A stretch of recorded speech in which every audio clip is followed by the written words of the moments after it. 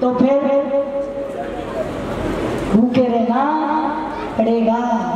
उसमें भी अत्रय हो, बिहार हो या किसी भी परिस्थिति हो, आपको सामायिक भी करनी होगी, प्रतिक्रमण भी करना होगा, स्वाध्याय भी करना होगा।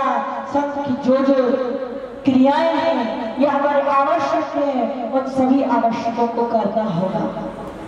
इसलिए अभी कुछ बिगड़ा नहीं है। शोभा दीदी बैंक बैलेंस की, मकान की, ये लोगों के मन में ऐसा होता है ना कि जिसके घर में खाने नहीं है, पीने नहीं है, गरीब है, ज्यादा कुछ है नहीं, इसलिए साधु बन जाते हैं। ऐसा बिल्कुल गलत धारणा है, ऐसा कुछ नहीं है। आप देखिए, यदि शोभा दीदी को देखो तो सरकारी जॉब वाली और कोई नहीं इनके घर में, करोड़ों की इनके पास कई करोड़ों की प्रॉपर्टी है। आज करोड़ों का कोई महत्व नहीं है, कई करोड़ों की प्रॉपर्टी है। और निर्मला दीदी का पूरा भरा भरा परिवार, और एक एक परिवार करोड़ क्या अरब पति पार्टियां है। ऐसी सारे भरे पूरे परिवार को छोड़ करके एक संयम के मार्ग पर बढ़ रही है। अभी भी निर्मला दादी कर लोगी पक्का में, सोच लो, अभी कुछ बिगड़ा नहीं है। ये मत सोचना कि इतने सारे लोग आ गए अब हम पीछे जाएंगे तो दिक्कत हो जाएगी, इज्जत खराब हो जाएगी, ऐसा तो नहीं है। सोच लिया है, बोल रहा है, इसलिए आगे बढ़ रहे हैं। जब आदिनाथ भगवान को बैराग हुआ था, आप लोगों के मन में आता नहीं है कि जब दीक्षा होती है तो खूब सजाया जाता है, खूब तैयार किया जाता है। आदिनाथ भगवान जब पालकी में बैठ करके दीक्षा लेने के लिए चले, उन्हें बैराग हुआ, और जब पालकी में बैठ करके चलते हैं ना, और जैसे ही दीक्षा वन में पहुंचते हैं, और जैसे ही दीक्षा वन में पहुंचते हैं, वस्त्रों को उठार करके फेंकते हैं, पंचमुट्ठी केश लंच करते हैं, वस्त्रों को घर पर फेंकते हैं, और जैसे वस्त्रों को उतार कर फेंकते हैं, सोनारविंद नए वस्त्र पहना देता है, फिर उतारते हैं, फिर नए वस्त्र पहना दिया करता है, और कहते हैं कि सोनारविंद वस्त्र पहनाते पहनाते थक जाता है, हार जाता है, और भगवान आदिनाथ विजयी हो जाते हैं।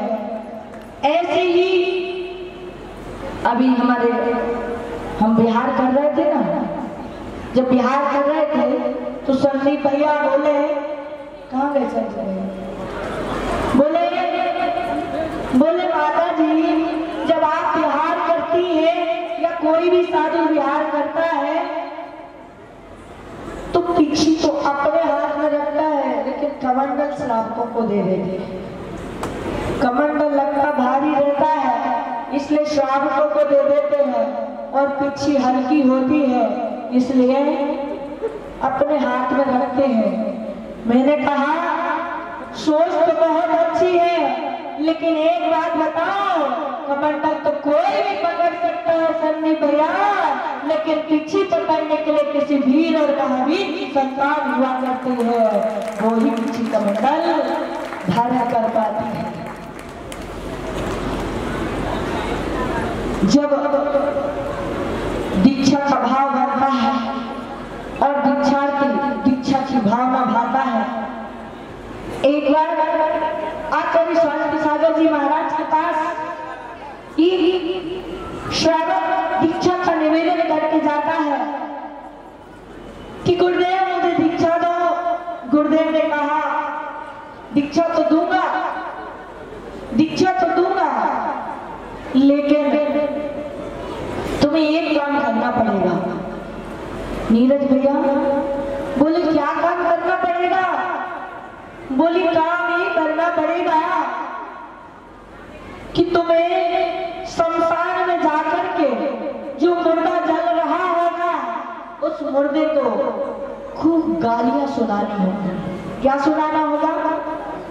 खूब गालियां देना होगी।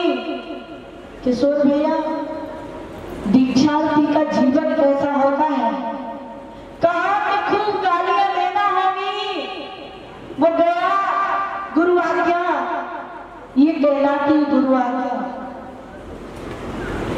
जो गुरु अपने जीवन में बना लेता है, गुरु जो कहता है वो शिष्य करता है। और जैसे ही वो गया गालियां देकर के आया, यहाँ तक कि डंडे मार करके भी आया, लौट करके आया, बोले करा है, गालियां दिया है, मारा है, बोले हाँ। कुछ बोला मर्दों ने, बोले कुछ नहीं बोला है, कुछ नहीं बोला नहीं। तो बोले जाओ,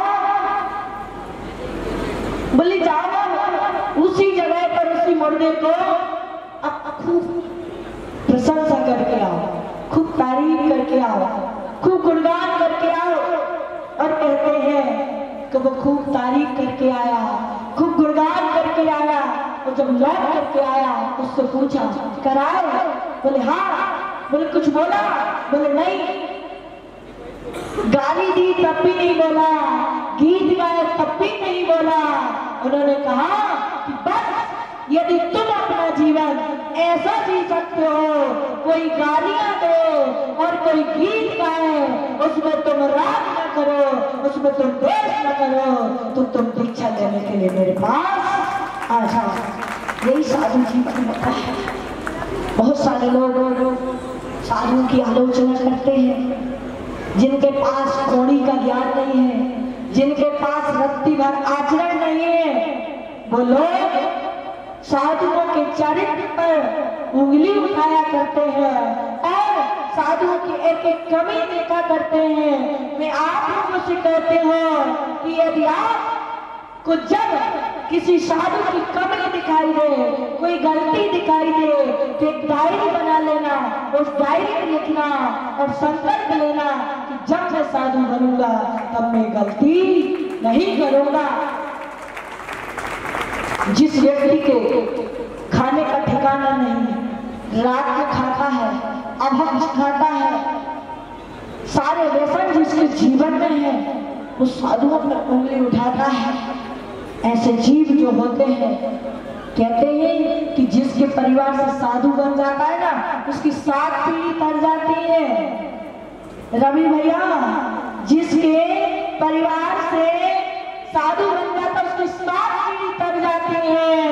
और जिसके परिवार में यदि कोई गुरु की साधु की निंदा करता है, उसकी 7 पीढ़ी नरक जाती है। इसलिए तो साधु बनने लगे खूब, तो लोगों ने कहा कि 7 पीढ़ी तरती है, खूब साधु बनने लगे। लेकिन फिर क्या हुआ, बोले दिक्कत हो गई, वहां की भी फिक्स से कितने ही मोक्ष जाना है, गड़बड़ हो जाएगा मामला। एक निंदक पैदा कर दिया, एक साधु बनेगा उसकी 7 पीढ़ी तरेगी, तो यहाँ एक निंदक पैदा कर दिया ताकि 7 पीढ़ी क्या हो जाएगी। एक बात ध्यान रखना, जगह जगह मोहल्ले मोहल्ले में सुअर होना चाहिए, क्योंकि सुअर गंदगी को साफ करता है। यदि सुअर ना हो ना, तो मोहल्ले की गंदगी साफ ना हो और एक आध विरोधी अगर निंदक ना हो, तो हमारी गंदगी साफ ना हो। इसलिए ऐसे लोग भी जरूरी है। जो सुअर व्यक्ति के लोग हुआ करते हैं, उनको सिर्फ गंदगी नजर आती है, और जो भौरे व्यक्ति होती है उन्हें बात जो है उसका अर्थ दिखाई देता है, गुण नजर आते हैं। जिसके अंदर गुण नजर आते हैं, मैं आपसे कहूंगी कि साधु के पास जब भी जाओ तो उनकी वंदना करने जाना, साधु के पास जब भी जाओ उनकी चरण वंदना करने जाना, साधु के पास जाओ उनकी निंदा करने मत जाना। यदि निंदा करोगे तो निंदनीय बनोगे, कभी जीवन में आप साधु नहीं बन सकते। जो व्यक्ति साधुओं की निंदा करता है ना, वो अपने जीवन में कभी साधु नहीं बन सकता, समाधि को प्राप्त नहीं हो सकता। और वही व्यक्ति साधु बनता है, वही व्यक्ति समाधि को साधता है जो साधु के गुणगान करता है, साधु की भक्ति करता है। इसलिए साधु के बारे में बोलना बहुत सरल लेकिन साधु जीवन जीना बहुत कठिन है। यदि 16 कारण के 16 दिन या 32 दिन एकासन करने पड़ते ना तो 10 किलो वजन कम हो जाता है।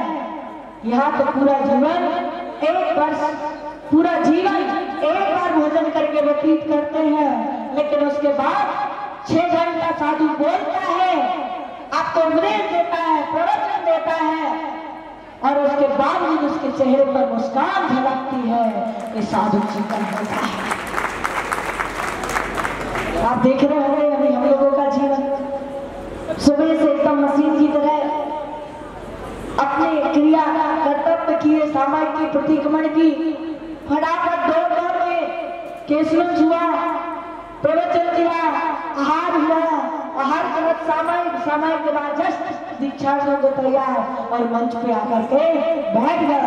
मतलब सुबह 4 बजे से लेकर के 3 बजने वाले हैं, 1 मिनट भी साधु फ्री नहीं। निंदा करना सरल है, जीवन जीना बहुत कठिन है।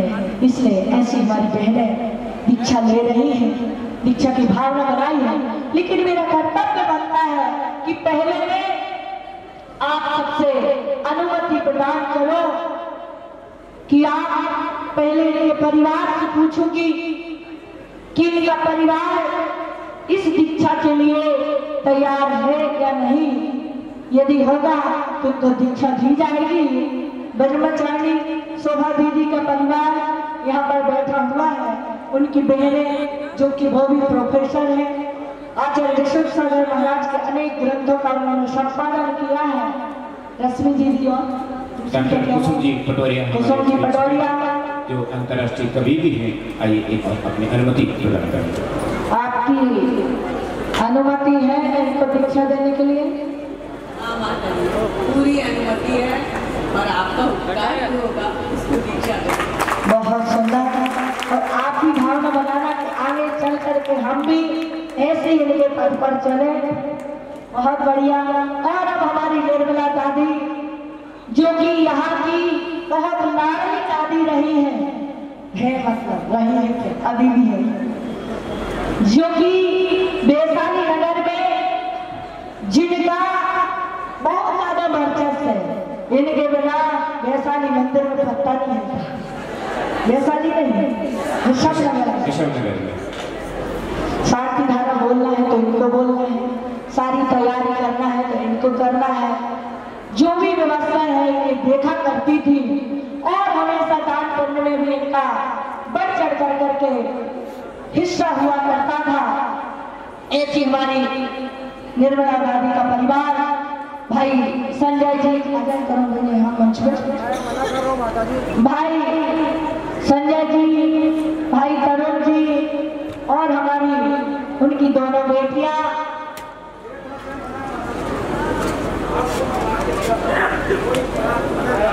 लाइट को रोको, लाइट को उधर घुमाओ।